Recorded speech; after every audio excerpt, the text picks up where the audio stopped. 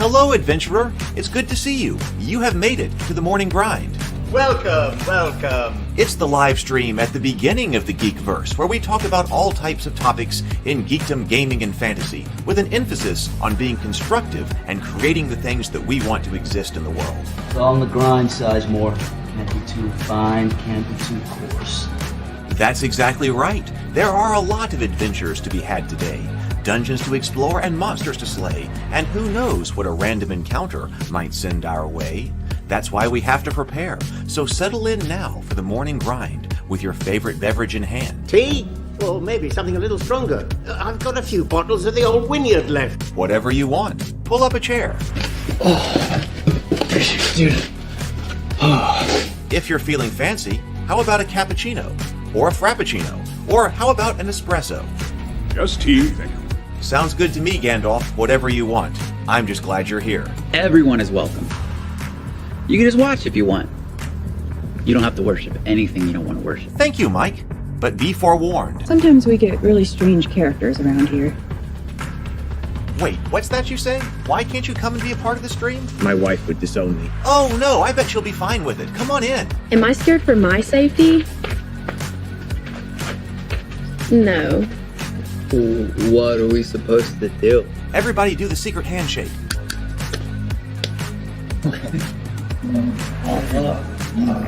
Secret cultist handshake. Oh, now do wizards who love each other. This, my friend, is a science. I still don't have gifts, but it's fine. It's all on the grind, son. Can't be too fine, can't be too coarse. Dude, this would be a sick place to bring the band. Indeed it would be, Dave. It really would. I'm seeing more people coming in. Welcome. Glad to have you here. Oh, look, here's someone new. Is this the cultist meetup? Yes it is. Come to hang out? Please accept me. I have nothing else. Okay, we accept you. Everyone's welcome here. Brought some snacks. Well, that makes things even better. You want some coffee? I don't drink coffee. You sure? It's cultist coffee. What makes it cultist coffee? I'm a cultist and I'm drinking it. Oh. Then I'll have some. What exactly is going on here? I'm seeing more people coming in. Welcome, welcome. It's so great to have you. Oh, and look, here comes another stranger.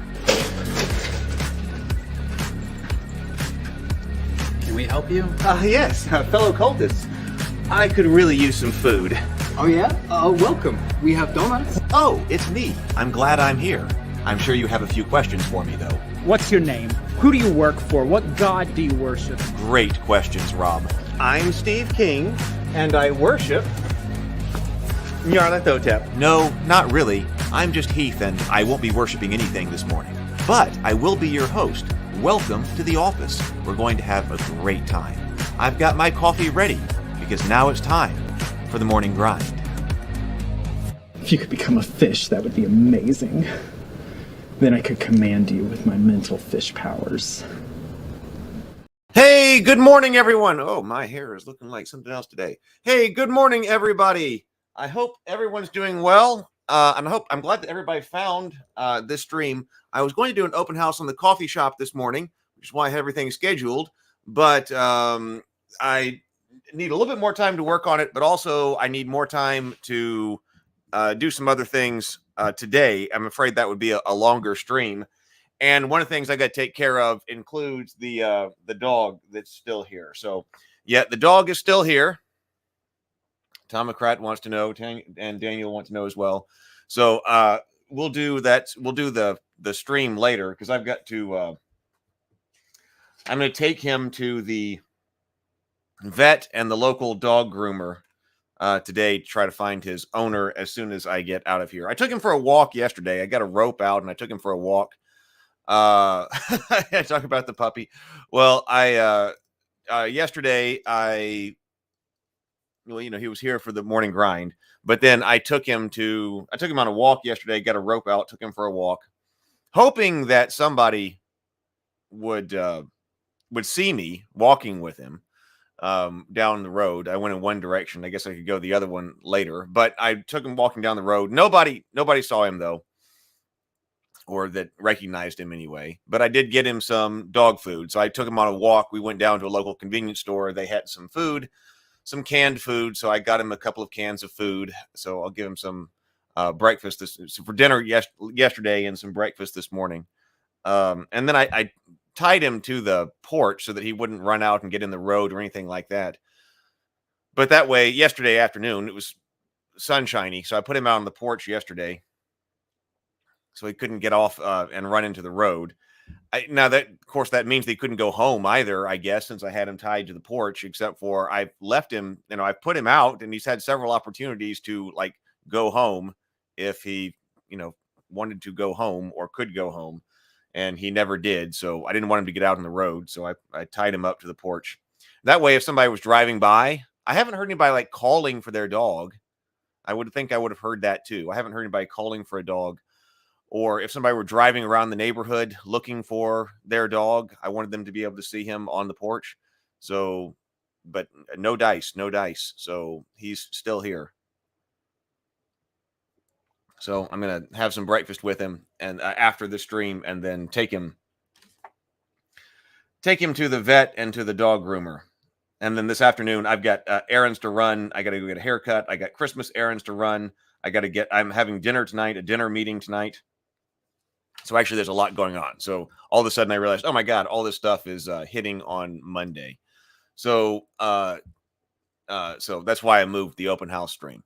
So tomorrow night, though, I also have to get ready because Star Trek 6 is tomorrow night. We're going to be conversing with Star Trek 6. Part 3. Hopefully that will wrap up. I got coffee this morning. And I've been up and working. I also have to get, I've got I believe the next writers meeting with Drake is Wednesday night. We might not have it because of Christmas. I got to check. But I wanted to be sure that I had writing ready to be critiqued on Wednesday night's meeting. So I was working on that this morning. So David, good morning. Good morning, David. And BGD, good morning. Good morning. And Andrew, good morning. Hey, Robert. So that's what's going on.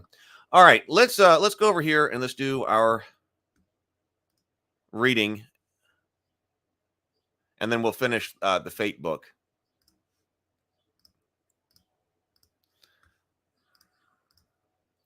I feel like I was not nearly as productive over the weekend as I should be. Maybe that was the dog. BGD says, can any of us ever really be ready for Star Trek 6? Probably not.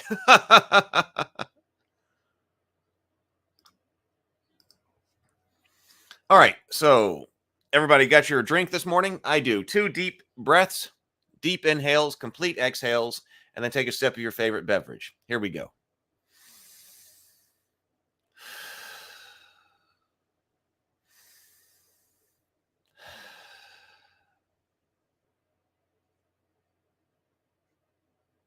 All right, and a sip.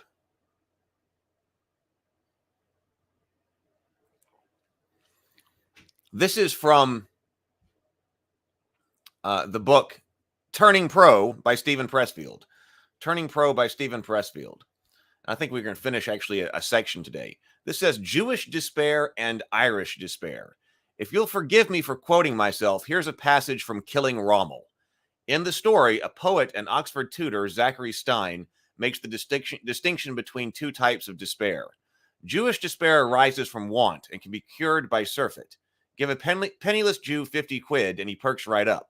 Irish despair is different. Nothing relieves Irish despair. The Irishman's complaint lies not with his circumstances, which might be rendered brilliant by labor or luck, but with the injustice of existence itself. Death.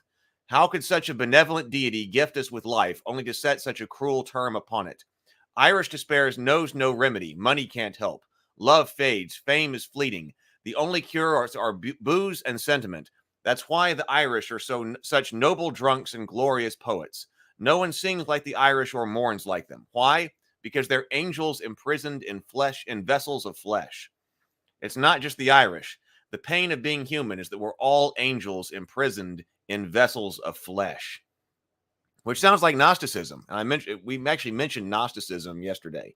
The pain of being human. That's what the Gnostics believed, that exile was the essential condition of man. So the pain of being human, part 2, and this will bring us to the end of this book. The pain of being human, or this section of the book.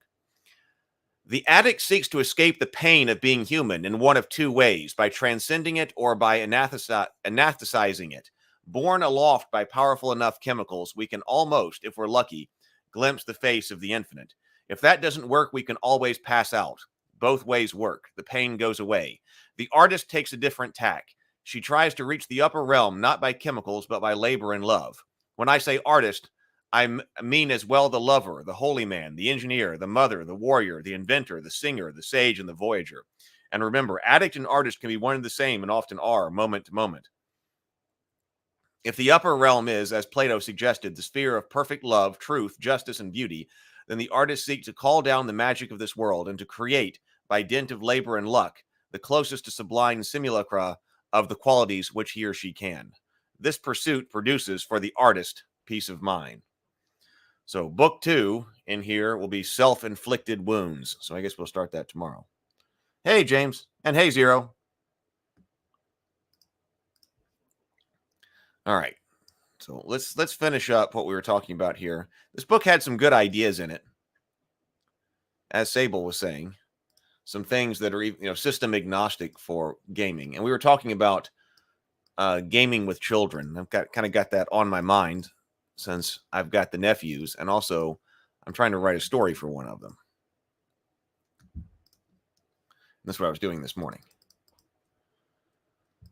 So this is the Fate Horror Toolkit, and this was specifically the chapter on running spooky fun for kids.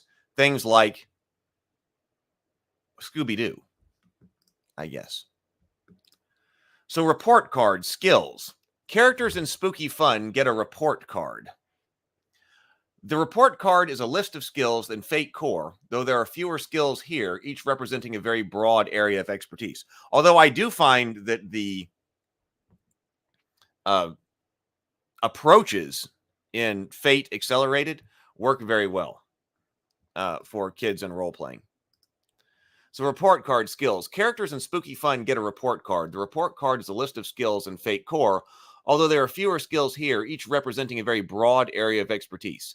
These skills also reflect the ability to gain related resources and contacts. Every skill can be used for all 4 actions during play. During play, the players describe how the skill in question lets them accomplish a task. Give players wide latitude in how their character's skills apply to the task at hand. One of the biggest sources of fun is watching kids come up with creative ways for how to stop the dark forces they face.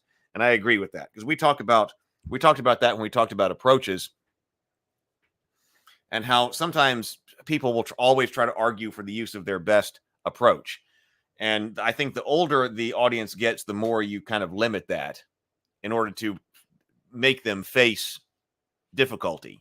But especially with kids, the more important thing is the creativity in which approach or skill is to be used, I think. Animal companion. Yeah, I didn't think about that. I don't know where any what the animal companion rules are right now. That would have been fun. Each character gets 1 skill at good, 1 skill at fair. Good is +3. 1 skill at fair +2. 1 skill at average +1. 1 skill at mediocre, and 1 skill at poor. So this is them and the report card. Okay, so yeah, 1, 2, 3, 4, 5. Yeah, that's 5 skills. So computers and tech, technological savvy, hacking into the school computer, using lockpicks on a door, disabling an alarm, setting up motion-sensitive video cameras. Drama and art, creative expressions, pretending to be someone else, creating a dummy to lie in bed while sneaking out of your house, gaining assistance from the stage manager at the Vortex Playhouse. English and history, command of language and culture, researching a strange artifact, learning about someone's family history, forging a note to get out of 7th period. Math and science, understanding of the natural world, figuring out what sorts of large animals would live in Oak Hollow, making a dry ice bomb, procuring a microscope. Physical education, physical aptitude, running away from a ghostly force, climbing over a tall fence, fighting off Pascal and his bully minions. Skills as approaches. Skills in Spooky Fun are very broad. They straddle the line between skills in Fate Core and approaches in Fate Accelerated. Okay. So I can see this being a hybrid approach right here. Problems should be amenable to a wide variety of solutions. In this sense, these skills become prescriptive in driving a certain type of fiction while in play. Getting away from a bully might not require physical education. Instead, the player might have an idea to steal a Letterman jacket from the band room and use drama and art to slink away with a gaggle of band kids. Aspects and stunts can be used to help increase diversity. For example, a track star might be quick but doesn't necessarily have the high score in physical education, perhaps because they aren't a good teammate. Similarly, the debate team captain might not do as well in English and history, getting by on charisma more than scholarship. No, I was talking about that at the very beginning of this stream, James. No, the puppy is still here. That's one reason I'm doing a shorter stream today, because I'm going to go take him to the vet and to the dog groomer and see if anybody recognizes him. Conditions. Characters in Spooky Fun don't have stress tracks or consequences. Instead, they have conditions. These are a little like consequences that are already filled out. They're described in more detail in Dresden Files Accelerated, page 116. Whenever a character is successfully attacked, one of these conditions is checked off. If the attack gets a success with style, 2 conditions must be checked off. Conditions may be checked off to succeed at a cost.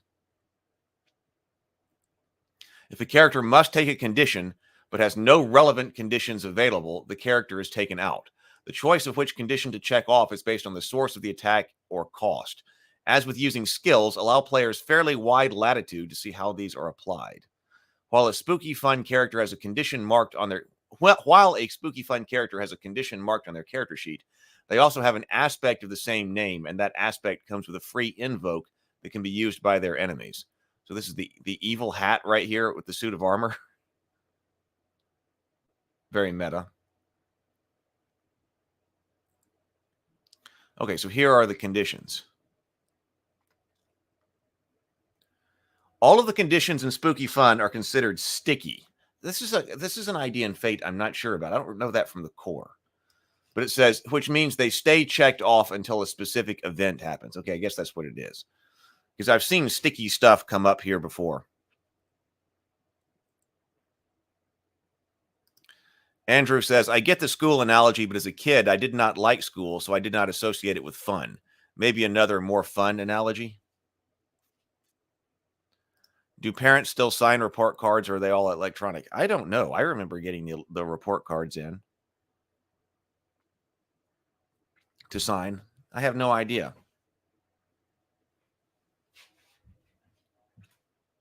Makes me wonder if there is like one of those classic report card character sheets. I mean, that's what it should look like. It's up to you to decide when these conditions are unchecked. Having other players step in to help promote teamwork and makes for fun narrative. For example, how do you help Anna get out of being grounded? In some cases, it will take overcoming passive opposition of at least fair to remove a condition. So our conditions are angry. When a plan doesn't work out for the characters, when a character is humiliated in a social situation, you become angry. Weary. When a character must travel far and he didn't do it well enough in physical education to not be winded. If the characters have a run-in with a menace, this condition goes away after a short rest. Spooked. A spooked character is always looking over their shoulder for signs of trouble. When you're spooked, it's difficult to do well on homework. Spooked is a good condition to take when a character sees signs of the menace, but hasn't been directly confronted. Terrified. Terrified is more severe condition than spooked, probably brought on by failing to overcome fear when confronting the menace. A terrified character mostly wants to get away and hide. If forced into a confrontation, they prefer to stay in the back and throw objects maniacally. If a character becomes terrified, the other player should work with them to become unterrified. That's so we see that. I've seen that in a couple of different situations where you've got games where you've got a condition that's so traumatic that it takes other characters to help them out of it. Hey, good morning, PH. Grounded. Parents just don't understand. The players are always in danger of getting in trouble, and this is what happens when they get caught. Time to start sneaking out of the house. Detention. Teachers just don't understand. Late to class due to ghost hunting is not an excused absence. On the plus side, detention is a great place to meet that rebel kid whose uncle has that old book about vampires. Suspended. If detention is already checked and more suspicious stuff happens at school, you may get suspended. Although this opens up time for monster hunting, it can make it very hard to work with other kids. Typically, getting suspended also means getting grounded unless the character succeeds at some fast talking. Untrustworthy. Too much of that monster talk gets you labeled as a liar. There aren't many in the adult world who are okay to talk to.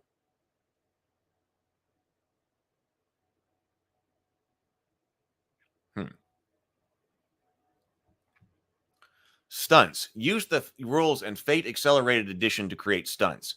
As mentioned there, characters start with one stunt and may choose more appropriate milestones. May choose more at appropriate milestones. If the players are new to Fate, it's a good idea to start with no stunts and add one later. Besides gaining +2 to any of the skills mentioned on the report card, stunts may get a +1 to courage in certain circumstances. See Overcoming Fear, which I think we're about to get to, for more details on how this works. Be particularly careful not to make stunts using courage too broad, since it's so important to the game. So a stunt is something like, because I have lockpicks, I get +2 when using computers and tech to open a locked door. Or because I know Taekwondo, I get +2 to courage when dealing with bullies at school. Adapting for different countries. Nightmares and monsters are a universal human concept. Junior high and middle school, however, are not. While this piece is written from the perspective of the United States school system, you may want to set it someplace else. If the game is set in a country you aren't familiar with, read up on how junior high works there. It varies quite a bit. Setting your game somewhere different is a great way to learn about a different country, but horror works best with some levels of familiarity. Help the players gain an understanding of notable differences for their characters. Nightmare. While fear is universal, the particulars of fear can also vary by culture. There are a few different common fears: spiders, heights, snakes, and enclosed spaces. But this could be an opportunity to find something more unique and evocative. In China, students work fairly long hours in preparation for a senior high school entrance exam. This test is very stressful, and it would be natural to have fears about not doing well. The condition of the game takes on added significance when so much pressure is placed upon one test. Other countries have similar high-pressure exams that are nightmare fodder. Click. The click aspect can be replaced with something more thematic. For instance, if the characters go to a boarding school in a Commonwealth country, it may be better to have a house or floor aspect. Well, house, that sounds like Harry Potter. Clicks are to some extent universal, but a house can function similarly while evoking the school system better. Conditions. In some places, children may be more separated from their parents, such as if they go to something like a boarding school. In this case, a few of the conditions might not make sense, and particularly being suspended might completely take them out of the action. It might be good to replace suspended with something like punishment detail. That way they remain with their peers at school where the mystery is, but have the additional obligations to fulfill. Grounded might become early curfew. Skills. Finally, the names of skills might need to be changed to match the area. It's important, though, that suitably broad ranges of skills are available. The skills in this game were chosen to cover most of the challenges present in young adult horror. If the students go to a technical school, they may not be exposed to arts as much, but it's useful for some skills to serve the role of creative expression, such as computer animation or cinematography. Skills are the trickiest part of the game to get right, so use caution when making changes. Non-player characters. Andrew says, I feel like more fiction is set at boarding school than actual kids go to a boarding school. Yeah, probably so.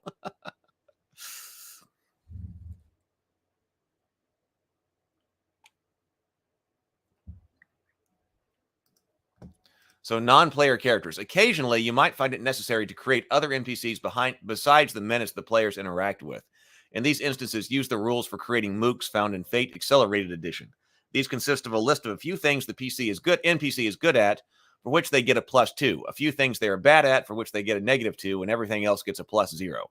If the character is an adversary of some sort, it may be useful to give the character a fear skill, which should be lower than the menace's fear skill. That gives an opportunity for courage to have an impact, which is the core mechanical engine for spooky fun, which we haven't gotten to yet. Oh, here's courage right here. Never say die, confronting evil. In spooky fun, the players work to defeat a menace. The menace may or may not be supernatural. The menace may or may not be a monster, but it always impacts the characters' lives negatively, and above all, it's spooky. The key skill for the menace is fear, which is opposed to the hero's courage. Courage and fear function as pacing and teamwork mechanisms for the investigation. Courage is a special skill shared among all the players. It accumulates as the players learn more about the menace and work together to stop it. Courage only applies to one menace at a time. When the players face a new menace, their courage resets to 0. This is interesting. When a player earns courage, it's added to the group's courage total. If the menace isn't defeated in one session, keep track of how much courage the players have accumulated. It doesn't reset between sessions. Like fear, courage represents more than just the character's innate bravery. It also reflects knowledge that the players have about the menace. One common theme in kids' horror is that understanding your fear is the first step to conquering it. This ties in with Lovecraft's maxim that the strongest and most powerful fear is fear of the unknown. Thus, the more players learn, they gain courage. Of course, Lovecraft would also say that as you put together all the pieces, you go hopelessly insane. But this is, well, spooky fun, not my first existential terror. So how do my players earn more courage?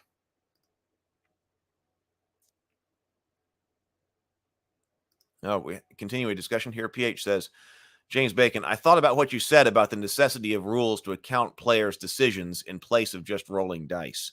You are right, but there is another solution. So more stuff incoming here. Learning about the menace. The primary way is by learning about the menace. This is how to earn courage. Whenever the players uncover a clue about the motivation of the menace or gain knowledge of a weakness it has, they gain 1 point of courage. The players need to understand how the clues tie to the motivation or weakness to gain the courage point. That is, finding the strange powder at the entrance of the mine isn't going to earn the courage, but putting it together the strange powder as residue from the chemistry lab of Dr. Pemberton is. Helping each other. Players also get courage points by engaging in acts of self-sacrifice for other members of the group. Actions like standing up for one another, particularly if it means gaining a condition or specified fate point or free invokes, directly help another character earn a courage point. Creating a twist. The final way players may earn a courage point is by suggesting a twist for the menace. A twist is a spooky turn in the story. Suggestions are given in Twistcraft, and there's a lot here to this particular section for how to run this kind of game. But I think this is pretty interesting. There shouldn't be more than one or two twists in a session. Max courage. The players may never have more points in courage than the fear rating of the menace they are investigating.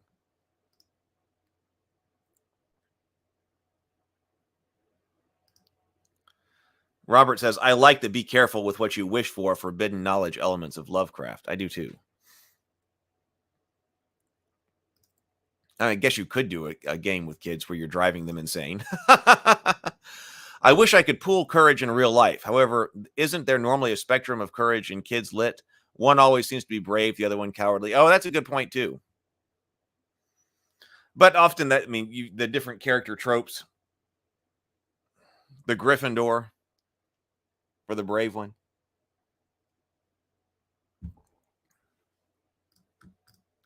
Overcoming fear. So courage is used to overcome scary situations. Menaces and their minions rely heavily on fear and intimidation to enact their devious plots. Whenever the PCs encounter the menace or a minion of the menace, each player must roll separately to overcome with courage. However, the player may only use their points in courage if they are all together and nobody has been taken out. If they are off on their own investigating the menace, they can certainly cover more ground, but without their friends for support, their courage skill is mediocre, +0.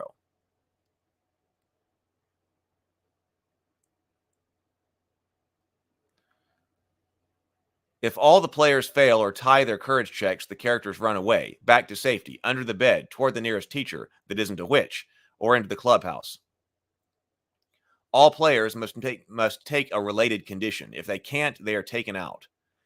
If at least one player succeeds, everyone can stay, though characters who fail or tie must still pay some sort of cost. Taking a condition satisfies this. The characters must either run away or stay and face the menace as a group. Having one character run off or do nothing is boring. Taking out a menace, that's keeping everybody working together. Taking out a menace is usually resolved with a conflict. Provided the characters don't run away, each side takes actions trying to force the other side to take conditions until they get to the point where they must take a condition and have none left to take. For characters such as angry, weary, and terrified are common results of successful attacks by the menace. The menace has special conditions based on their weakness. In the case of success with style, 2 conditions are taken. So remember that when one character is taken out, the others may stay and confront the menace, but their courage is treated as mediocre, making it much easier for the menace to use fear to scare the characters. This encourages the players to get everyone back on action quickly.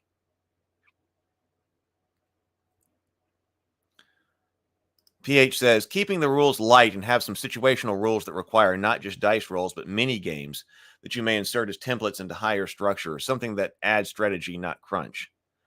Andrew likes mini games. Solve this word jumble or take 1d6 damage. There's a mini game element in Mansions of Madness when that comes up, when something comes up on the screen. PH says, yeah, but mini games may even be skill challenges that demand decision making instead of just rolling the dice.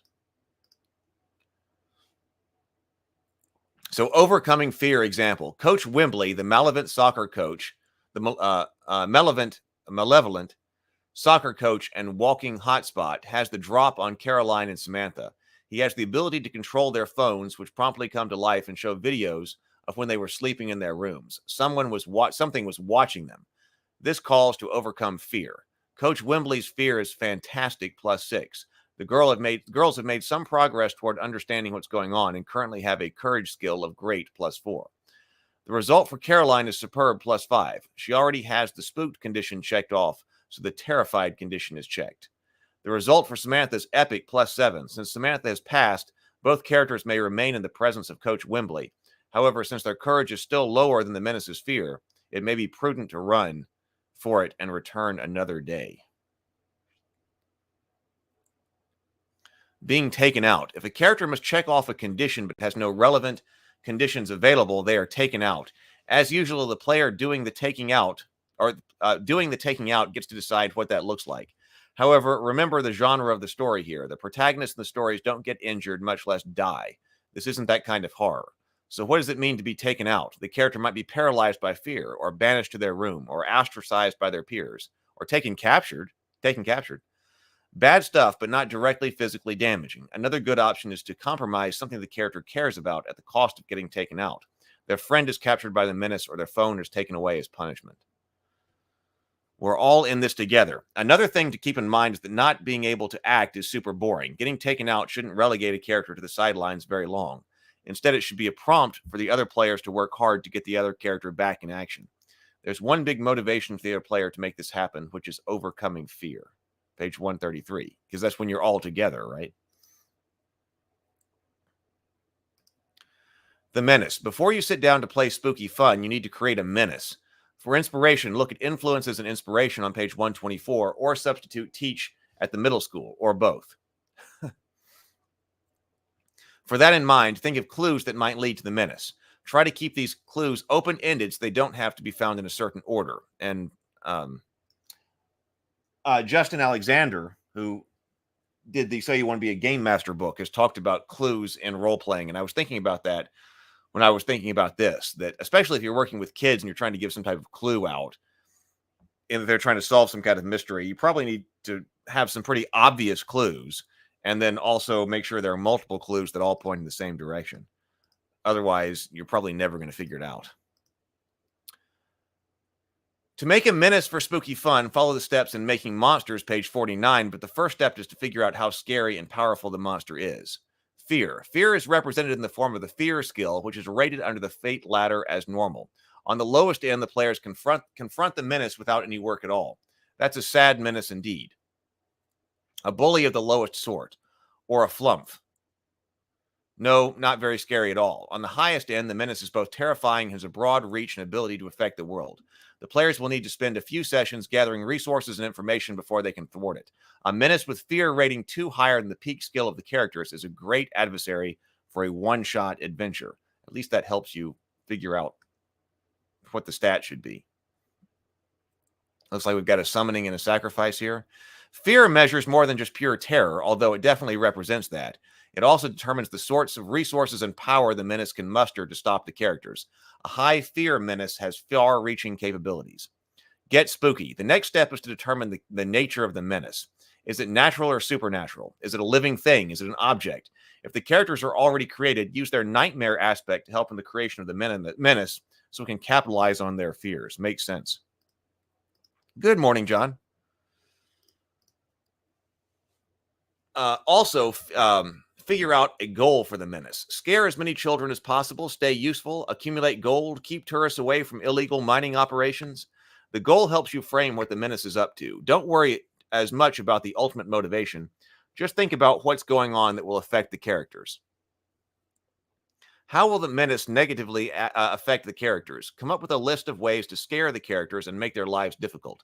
As you run the players through the game, refer to the list frequently and keep the action going. Using the menace's natural goals, means, and evil plots to help you choose its concept, trouble, purpose, and other aspects. So skill. The main skill the menace uses is fear. This is a broad and effective skill used to both scare off the characters from when their menace is exercising its true nature. However, it's fine to give menaces a few monstrous skills as well, such as described in Making Monsters. If fear or monster skills don't apply but a roll is needed, the menace uses a mediocre, that's a +0 roll. Menaces. Weaknesses. Menaces don't have stress or consequences. Instead, they have some number of conditions that fit their nature. As a starting point, give the menace a number of conditions equal to half the menace's fear. The menace's conditions work the same way as they do for characters, although typically once a menace has a condition checked, they may never uncheck it. Menaces don't have stress or consequences. They have conditions. So we're using conditions here, even for them. If a menace has no relevant conditions when we need to check one off, it is taken out. Unlike the characters, when a menace is taken out, it's taken out for good. This can take many forms depending on the nature of the menace. For example, monsters can be destroyed, criminals discovered, and ghosts sent to rest. Twistcraft. Just 1 second, I'm going to let the dog in. I'm going to pour more coffee and let the dog in. Be right back. Oh, it's time for a Yeti hug break. Yeti hug break, Yeti hug break. Everybody go hug yo Yeti and show yo Yeti some love.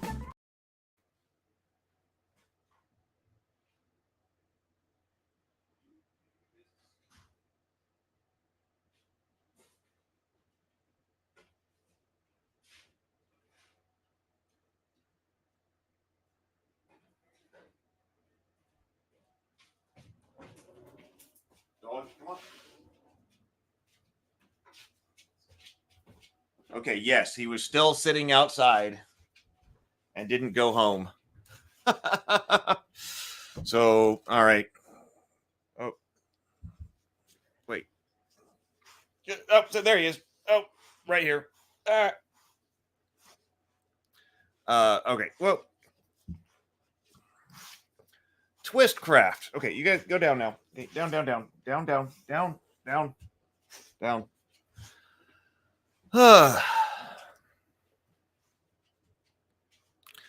James says, or Andrew says, I thought we were supposed to ask who let the dogs out. Yeah, well, I realized that I didn't have him tied up. I hate not like having the dogs out, but it would be nice if he went home. Well, on the other hand, if he's have like a package delivered and the viewership jumps 20 points due to dog, yeah, he needs a bath. He needs a bath. All right, down. Let's see. All right, Twistcraft. Creating twists is fun and scary. In Spooky Fun, the responsibility for creating twists is shared by everyone. The players get a courage point for suggesting a fun twist, so prompt the players during the game for good twists. Good twists are spooky, surprising, and make things difficult for young investigators. Sometimes kids need good guidance and a twist. Sometimes kids need... You might be hungry. A good opening twist is when they're already searching or learning about a menace. You think they actually live in a nearby swamp? I wonder why. Frequently during the game, the players plot and speculate on what sort of horror they're up against. Often their ideas are better than what you have planned. Right, go ahead and take that and run with it. This just take that idea and make it explicit. Instead of going, oh, if they have a good idea, accept it. I think that's a good idea in role-playing in general. All the players can bounce ideas off of each other and come up with something great. Now, if you have a good idea and want to keep it in your back pocket for a particularly scary time, so much the better. PH says, to make it more concrete, I'll give an example. In my RPG system, I use dominoes to make synergy attacks. The players have dominoes with moves on them that they may or may not link with others. It's fun. Huh. Oh, no. So here's a list of different twists, ideas for inspiration. Feel free to set this out on the table so other players can see it and have them add their own creepy suggestions. Generally, these are all in the form of a revelation, such as, oh no, something. Remember the lessons from the Uncanny Valley. Something almost, but not quite, like its real-life counterpart is spooky. Thus, little twists on something familiar to the player is likely to be spookier than something completely and totally unfamiliar. However, be careful not to introduce real people as the antagonists of the game. It's already easy enough for kids to badmouth students and teachers they don't like. No need to turn them into the forces of darkness. So, for instance, oh no, my parents are in on it, or oh no, my teacher is in on it. Wasn't there like my teacher is an alien or something? Oh no, my teacher is actually an alien. Oh no, the house has been abandoned for 10 years. It's controlling my cat. It's already in the house. The conspiracy goes way deeper. It can walk through walls. It can read my mind. It feeds on electricity.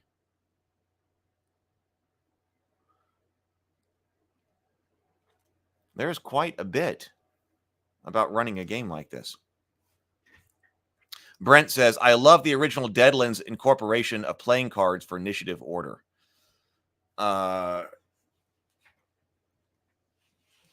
I want to use cards for initiative, and something I was thinking about. I don't know Deadlands, but card-based initiative I think can be more fun than like what 5e does. So what kind of structure here we have? So we're big on storytelling structure here. So let's see what kind of story this is. Structure. So you have a menace. Now what? Think of a hook to get the ball rolling. This should be a clear problem and the players need to tackle. It should suggest an explicit path for them to take, such as a friend in trouble or something bizarre that happens to them that they need to address. This is frequently an initial brush with the menace or agents of the menace. Remember, fast pacing. Spooky fun is designed to be played over a few short 2-hour sessions.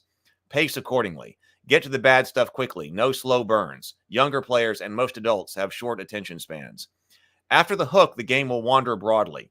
Particularly in spooky fun, where you're soliciting feedback from the players to create twists, you shouldn't expect a certain sequence of actions on the player's part. Instead, create a list of evil plots the menace will use to cause problems for the players. Pull these out when there's a lull in the action or when the players need more motivation. Finally, come up with a list of events and clues as to what can be used by the players to thwart the menace. These should point to the weakness of the menace, as well as putting the menace into context. Where does it come from? What does it want? Remember spooky? Try to come up with some scary revelation that will make the players gasp. Clues will also work as a pacing mechanism for the story. The rate of discovery should be based on how long you want to play. Remember, shorter is better when playing with kids. If there's a lull in the action, make it something memorable. Make any session something that they're going to want to remember and talk about, then they'll want to play again. Brent says, something like how well you rolled determine how many cards, actions you could take, and the order each turn. Oh, so there was still a roll involved?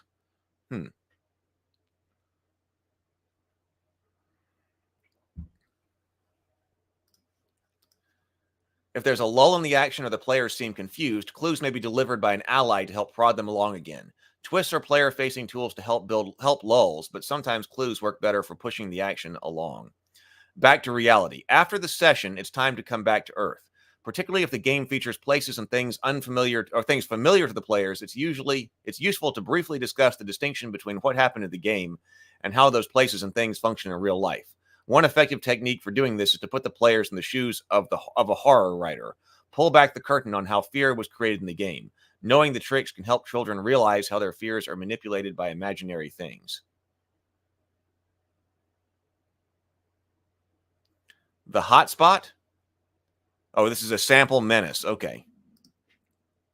Me, what's your greatest fear? My kid, no Wi-Fi. Following is a sample menace ready for you to throw against your younger players. This is perhaps the most horrifying thing a middle schooler can imagine. A teacher able to control their precious phones.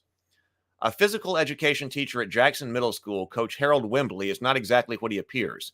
Sure, he's a hyper-competitive soccer coach angling for a job at a prestigious St. Francis high school. Everyone knows that. Everyone also knows Coach Wembley is getting to do whatever it takes, is willing to do whatever it takes to get there. What they don't know is just how much he's capable of doing. That's up to the characters to discover. Coach Wembley has strange powers over nearby wireless devices. In particular, he's a walking hotspot, able to connect to the internet without any external aid. He can also control his students' thoughts through a nefarious app called the JMS Fitness Wizard, mandatory for all students enrolled in his physical education class at JMS. Coach Wembley uses the app to crush his opponents and make himself look better. Weakness. Coach Wembley needs to feed on electricity to survive. If he doesn't consume batteries every day, he begins to fade out of existence. If the characters can keep him from getting to his battery supply, they will weaken him, possibly to the point of defeating him. They may also be able to use science to construct a device that draws power from him, or hack into him and infect him with a computer virus that shuts him down. Well, this is crazy. The hook. Maxine Green, friend of the characters, is in trouble. She got caught breaking into Dalton Haywood's house. The characters know her very well, and she's not the kind of person to do something like that. But no one believed her, and now she's in trouble. She doesn't remember anything about what happened. The last thing she remembers was filling out her exercise information on the JMS Fitness Wizard. Maxine was proud of herself for finishing the 3-mile jog, and then bang, she's suddenly sitting outside the Dalton house waiting for the police. Weirdly, she had Dalton's phone with her, apparently the only thing she took. Through investigation, the characters may discover that Dalton Haywood doesn't go to Jackson Middle School. Instead, he goes to their rival, Mesa Prep. He also happens to be Mesa's top goal scorer on the soccer team, as well as an excellent student. Maxine successfully installed the JMS Fitness Wizard onto Dalton's phone, and when he opens it, Coach Wembley will infect Dalton's brain. Dalton will suddenly feel ill and not be able to play for the upcoming game. The players may learn about his absence by going to the game or through the school rumor mill. Evil plots. This is a list of ways Coach Wembley may make life difficult for the characters. Most of them are for use if Coach Wembley starts suspecting the characters are onto his plan. Coach Wembley successfully infects one of the characters with his JMS Fitness Wizard app. The characters are, of course, all in his PE class. He might use them to steal batteries from local stores or sabotage another soccer team by putting laxatives in their drinks or destroying their equipment. This naturally gets the characters into trouble, grounded for sure. As an alternative, he might infect one of their close friends again, maybe poor Maxine. One of the characters' phones starts working erratically. It doesn't connect to the internet. Unbeknownst to the characters, Coach Wembley is nearby causing problems. How will they communicate with their friends and get the team together? Coach Wembley sends Larkin, Tom, and Susie. This is a different way to handle the cell phone problem. We talked about the cell phone problem with Adrian, but then also it comes up in horror planning as well. Like, how do you deal with characters who have cell phones? Whether you're doing stories or an RPG, how do you deal with that? So this is kind of twist on that. Rather than taking away the phones, you're making the phone something that's controlling and evil, and it's a core part of the plot. That's interesting. Coach Wembley sends Larkin, Tom, and Susie, school bullies all, to engage in a campaign of harassment against the characters. These school bullies have fair +2 fear. More than anything, though, Coach Wembley wants to defeat all the soccer teams on his schedule by the greatest score possible. Clues. Andrew says, having lived through several moral panics, surprised this doesn't cause another one. Kids against authority figures? Who will think of the children?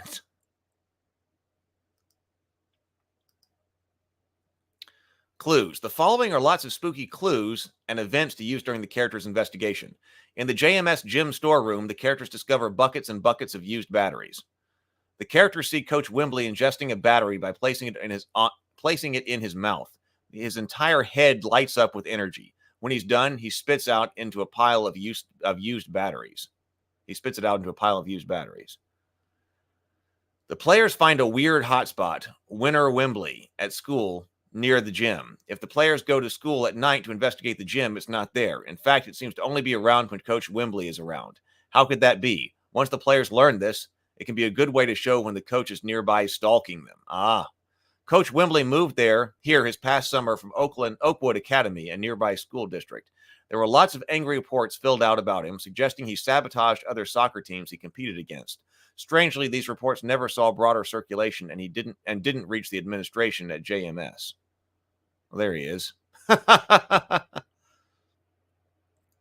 Coach H. Wembley, aspects, malevolent soccer coach, other aspects, more volume, walking hotspots, fantastic fear, mind control. Provided they have used the mind control app, Coach Wembley may implant a suggestion in the target's mind unless the target suggessfully defends with a courage against good passive opposition.